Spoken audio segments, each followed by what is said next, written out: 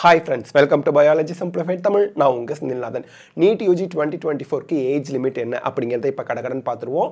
இப்போ NEET 2023 அப்ப அந்த ஏஜ் லிமிட் பர்టిక్యులரா லோயர் ஏஜ் லிமிட்டை கிராஸ் பண்ணாத குழந்தைங்க, நல்லா படிக்கிற குழந்தைங்க, மார்க் டெஸ்ட்ல எல்லாம் கூட சூப்பரா மார்க் வாங்கிட்டு இருந்த குழந்தைங்களுக்கு அப்ளிகேஷன் போட முடியல. காரணம் அந்த லோயர் ஏஜ் லிமிட் அந்த பர்టిక్యులர் டேட்டுக்குள்ள அவங்க பிறந்திருக்கணும் அப்படின்னு சொன்ன டேட்ல அவங்க பிறக்கல. அதுக்கு அடுத்து அதை தாண்டி அவங்க டேட் ஆஃப் பர்த் வந்ததுனால அவங்களால எக்ஸாம் எழுத முடியல. ஆயிரக்கணக்கான ஸ்டூடெண்ட்ஸ் வந்து என்எம்சிக்கு என்டிஏக்கு லெட்டர் போட்டாங்க. இந்த மாதிரி எங்களோட ஏஜ் லிமிட் வந்து ஒரு 3 months 2 months வந்து தள்ளி வருது சர்டிஃபிகேட் படி. அப்படி இருக்கிறதுனால எங்களால் நீட் எக்ஸாம் எழுத முடியாமல் போகுது, எங்களுக்கு நீங்கள் கன்செஷன் கொடுத்து எழுத அலோவ் பண்ணணும்னு. ஆனால் அவங்க செவி சாய்க்கலை, அந்த குழந்தைங்க எழுதலை. அப்போது நம்ம இப்போ லோயர் ஏஜ் லிமிட் என்ன, நம்ம அந்த ஏஜ் லிமிட்டில் இருக்கமா, நம்மளால் அப்ளை பண்ண முடியுமா அப்படிங்கிறத நம்ம முதல்ல தெரிஞ்சுக்குவோம். அதே போல் அப்பர் ஏஜ் லிமிட் என்ன அதையும் இந்த வீடியோவில் பார்த்துருவோம்.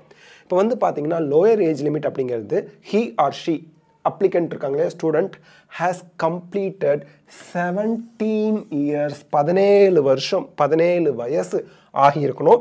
டக்குன்னு 17 வயசு அப்படின்னா நமக்கு கன்ஃபியூஷன் வரும். அதை நான் உங்களுக்கு தெளிவாக சொல்கிறேன்.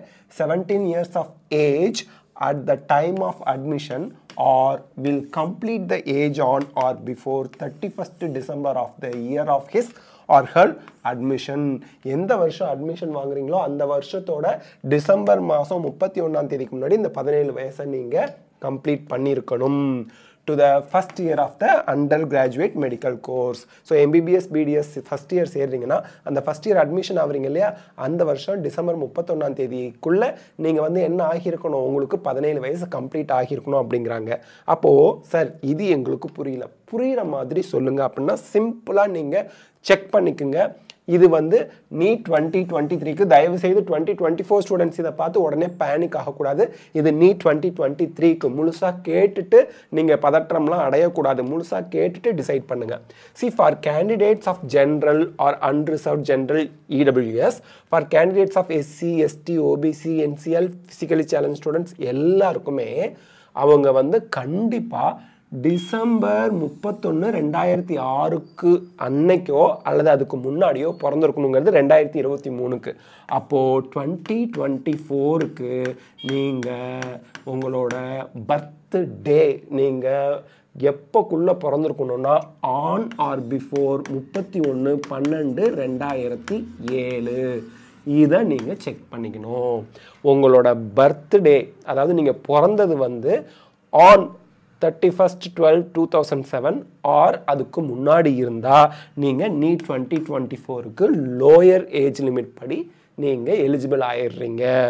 அதை தாண்டி தான் சார் பிறந்திருக்கேன், என்னோடய டேட் ஆஃப் பர்த் 2008 வருதே அப்படின்னா நமக்கு எக்ஸாம் எழுதுறதுல கொஞ்சம் டவுட் வந்துடும், அப்ளிகேஷன் போடுறதுல ப்ராப்ளம் வரும். அதுவும் நம்ம இன்ஃபர்மேஷன் புல்லட்டின் சீக்கிரமே வந்துடும், அதில் உங்களுக்கு இந்த மாதிரி மென்ஷன் பண்ணி வரும், பார்த்துக்கலாம் நீங்கள். சரி, ஸோ லோயர் ஏஜ் லிமிட் என்ன, உங்களுக்கு நீங்கள் 31/12/2007 அன்னைக்கோ அல்லது அதற்கு முன்னாடியோ பிறந்திருக்கணும் அப்படிங்கிறது தான் என்எம்சி என்டிஏவோட ரூல்ஸு.